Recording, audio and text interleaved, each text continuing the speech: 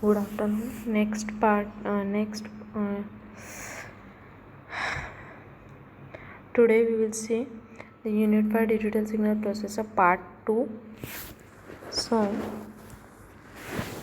in that, the first point is selection criteria of the DSP processor or selecting a digital signal processor.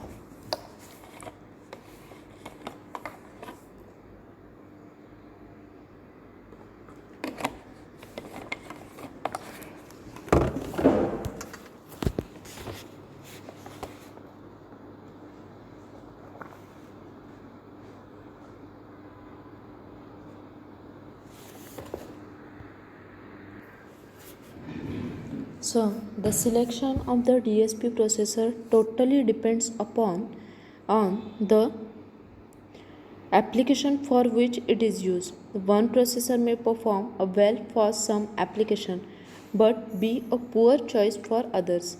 With this in mind, we can consider a number of features that vary from one DSP to another in selecting a processor.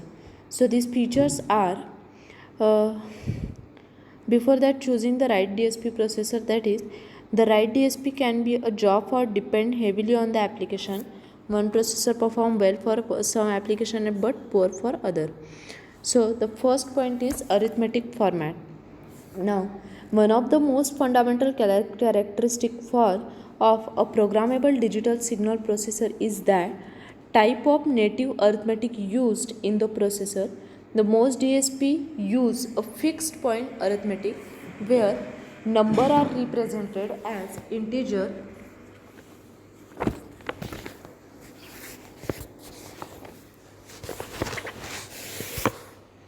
where numbers are represented as integers or as fractions in a fixed range, usually -1 to +1. The other processors use a floating point arithmetic where values are represented by a mantissa and an exponent as a mantissa. So the floating point arithmetic is a more flexible and general mechanism than a fixed point.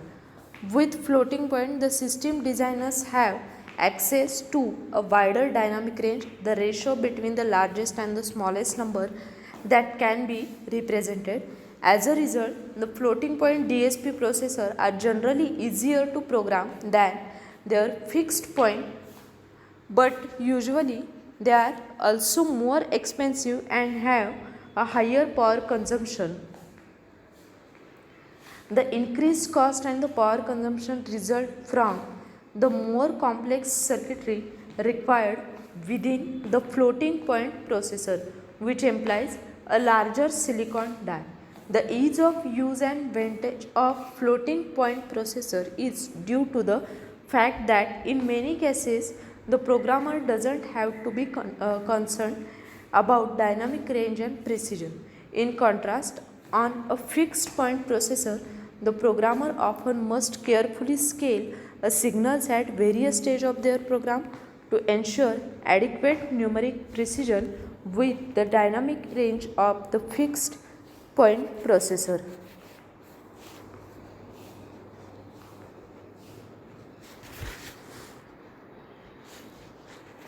So for the application that have extremely demanding dynamic range and precision requirement, or where ease of development is more important than unit cost, the floating point processors have the advantage. It's possible to perform a general purpose floating point arithmetic on a fixed point processor by using a software routine that emulate the behavior of a floating point device.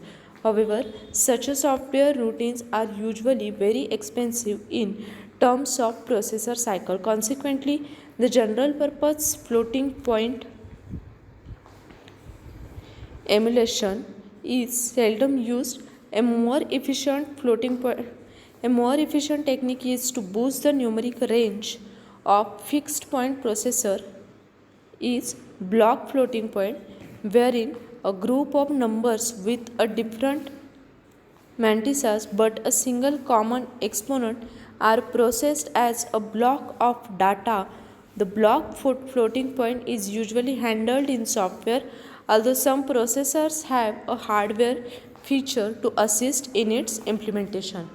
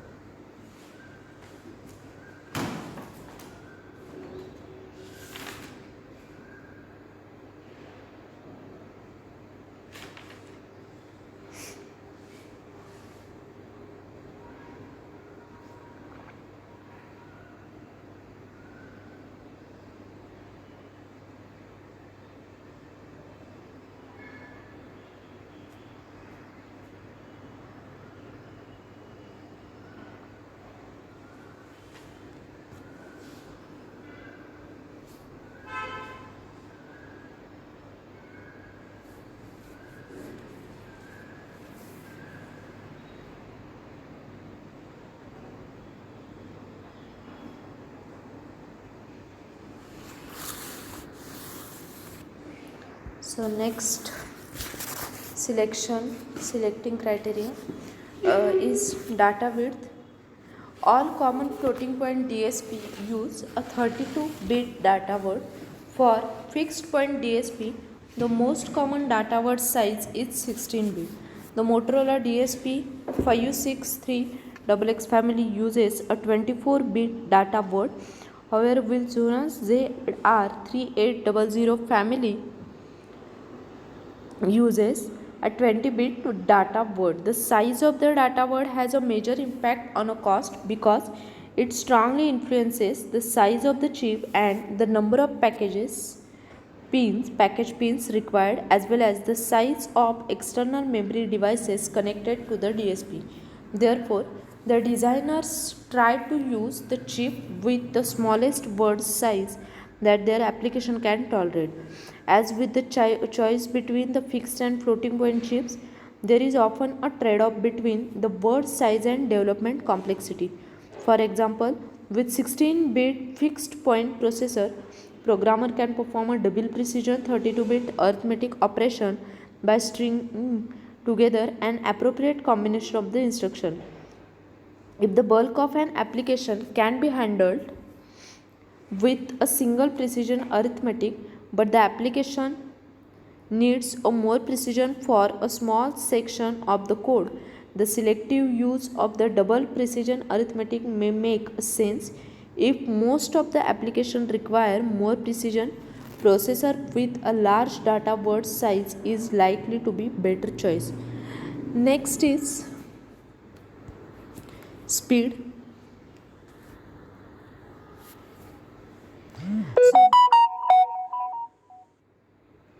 A key measure of the suitability of the processor for a particular application is its execution speed. There are a number of ways to measure a processor speeds. Perhaps the most fundamental is the processor instruction cycle time, the amount of time required to execute the fastest instruction on the processor. The reciprocal of the instruction cycle time divided by 1 million and multiplied by the number of instructions executed per cycle is processor's peak instruction execution rate in which of the instruction per second or MIPS. A problem with comparing instruction execution time is that the amount of work accomplished by a single instruction varies widely from one processor to another. Some of the newest DSP processors use VLIW, that is very long instruction word architecture, in which multiple instructions are issued and executed per cycle. These processors typically use very simple instruction that perform much less work than the instruction typical of conventional DSP processor. The two final notes of the caution on processor speed is: first, be careful when comparing the processor speed quoted in terms of millions of operations per second or millions of floating point operations per second. So because of the different processor, vendors have a different ideas of what constitutes of operation. For example, many floating point processors are claimed to have a millions of floating point operation per second rating of their twice their MIPS rating, because they are able to execute a floating point multiply operation in a parallel with a floating point addition operation.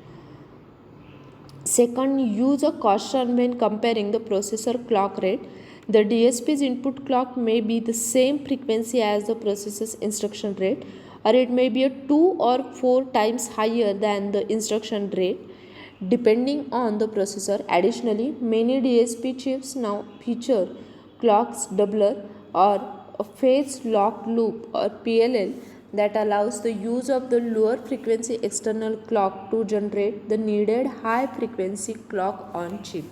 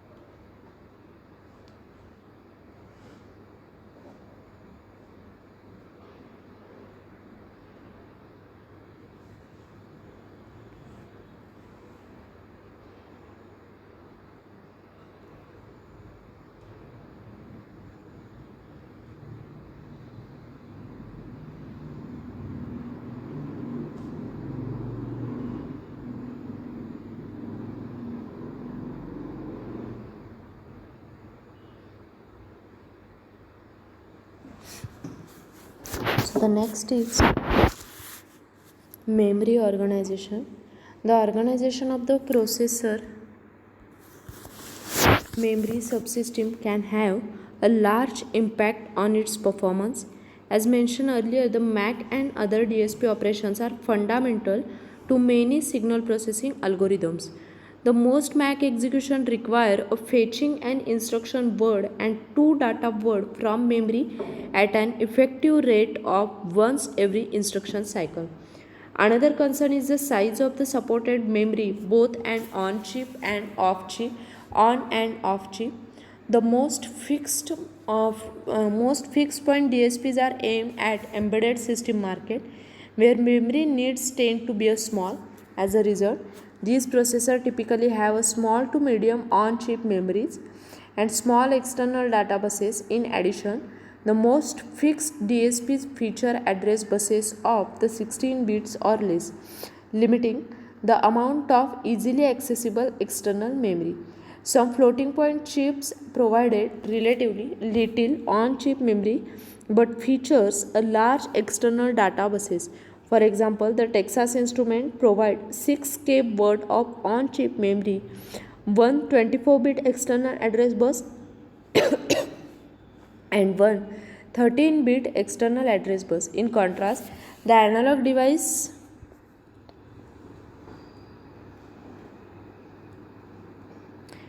ADSP provide 4 megabit of memory on chip that can be divided between the program and the data memory in variety of ways. So another concern is the size of the supported memory both on and off chip.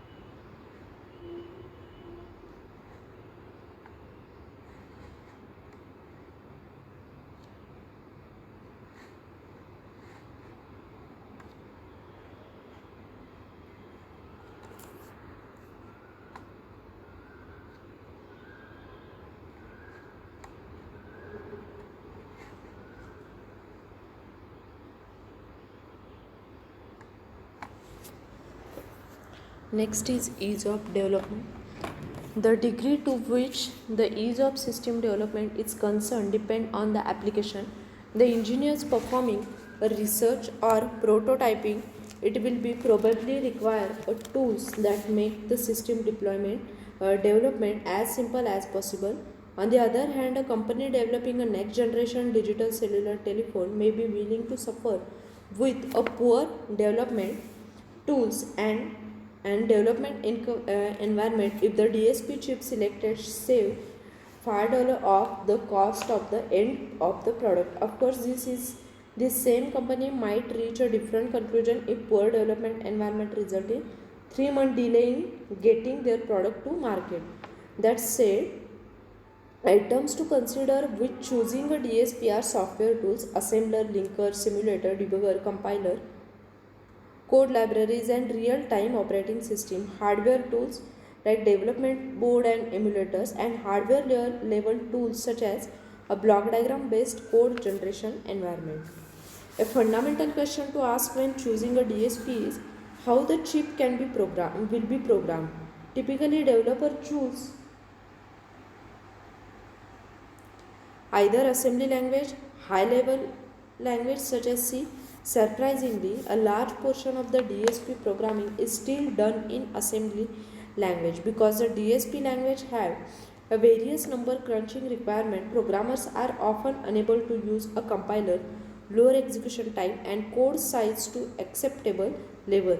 This is especially a true in consumer applications where the cost constraints may prohibit upgrading to higher performance DSP processor or adding a second processor. User of high level language compiler often find that the compilers work better for floating point DSP than for fixed point DSP. The VLIW based DSP processor, which typically use a simple orthogonal RISC based instruction set and have a large register files, are somewhat better compiler target than a traditional DSP processor. Whether the processor is programmed in high level language or in assembly language, debugging and hardware emulation tools deserve a close attention.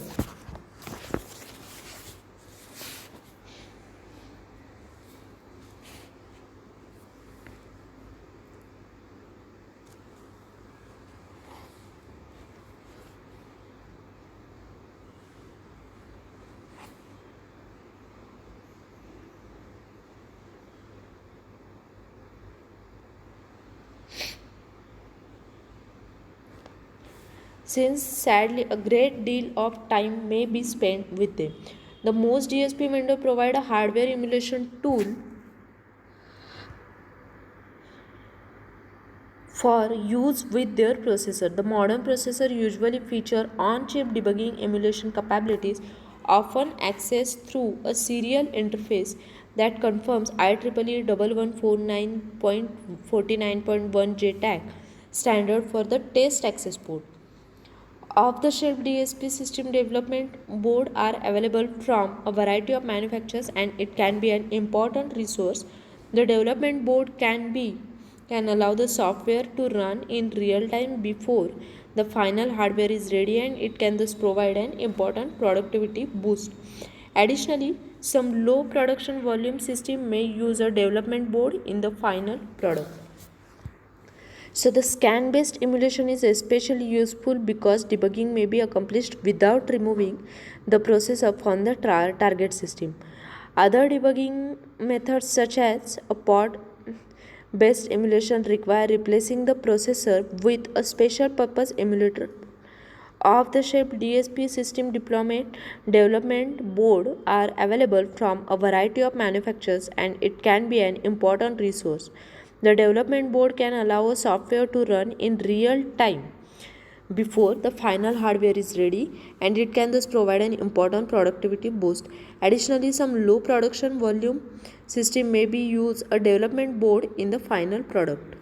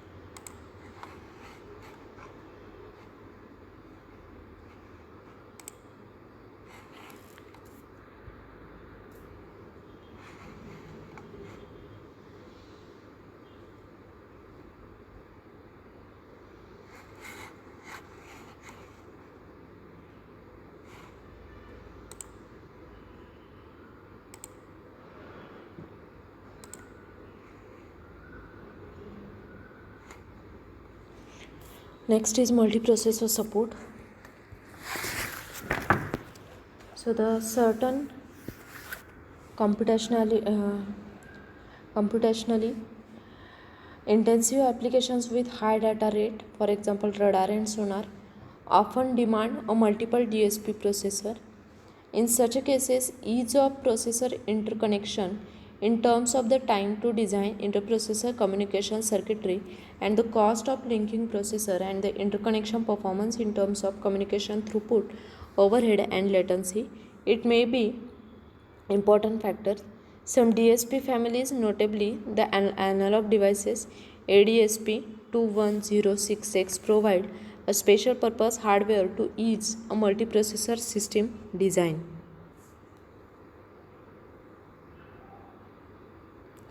The ADSP21066 processor feature bidirectional data and address buses coupled with 6 bidirectional bus request line. These allow up to 6 processors to be connected together via a common external bus with the elegant bus arbitration. Moreover, a unique feature of this ADSP210X processor connected in this way is that each processor can access the internal memory of any other ADSP on the shared bus. The 6 4-bit parallel communication port round out the ADSP210X parallel processing features. Next is power consumption and management. The DSP are increasingly being used in portable applications such as cellular phone and portable audio player where power consumption is a major concern. As a result, many processor vendors are reducing a processor supply voltage and adding power management feature to give programmer greater influence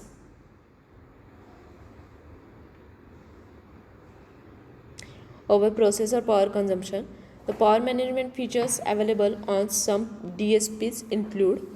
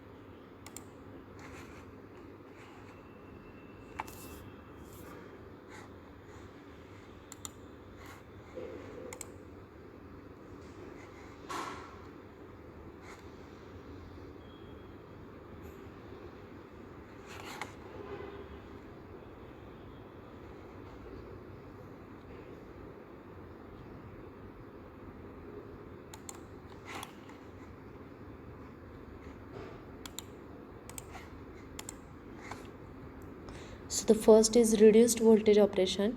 Many vendors often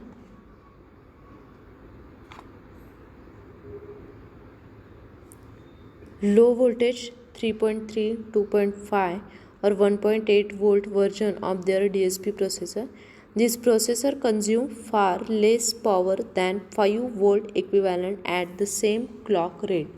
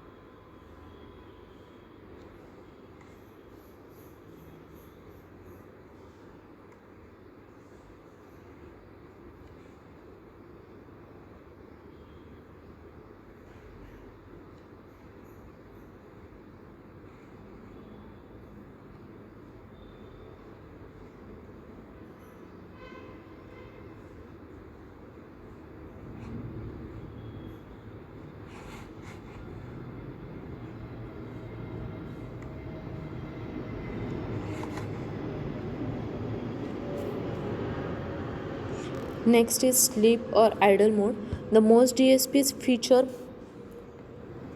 modes that turn off the processor clock to all but certain sections of the processor, reducing power consumption. In some cases, any unmasked interrupt will bring the processor back from the sleep mode, while in other cases, only a few designated external interrupt lines will wake the processor. Some processors provide multiple sleep mode with different power saving and wake up latencies. Next is programmable clock divider. So some DSPs allow the process of clock frequency to be varied under a software control to use the minimum clock speed required for a particular task. Next is peripheral control. Some DSPs allow the programmer to disable the peripheral that are not in use regardless of the power management feature. It is often difficult for the design engineer to obtain a meaningful power consumption for DSPs. This is because the DSP power consumption may vary by much as a factor of 3 depending on the instructions it executes.